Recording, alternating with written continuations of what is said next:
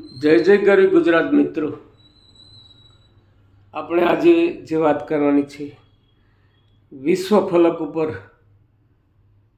જનનાયક તરીકેની અમિત છાપ છોડનાર પ્રધાનમંત્રી શ્રી નરેન્દ્ર મોદી સાહેબનો જન્મદિવસ 17 તારીખના રોજ આવે છે. એ અનુસંધાને સેવા સપ્તાહ અને સેવા પખવાડિયા દરમિયાન આપણે ઘણા બધા કાર્યક્રમો કરવાના છે. પરંતુ આજે મારે જે વાત કરવી છે, જે આપણા ગુજરાતની અંદર જે મોટા મોટા શહેરો છે એની અંદર આપણે નમોત્સવ કાર્યક્રમ એનજીઓ પ્રેરિત જે છે એનું મંચન થવાનું છે અને માનનીય શ્રી મોદી સાહેબના સાફલ્ય ગાથા, જીવન સાફલ્ય ગાથા જે છે એ રજૂ થવાની છે.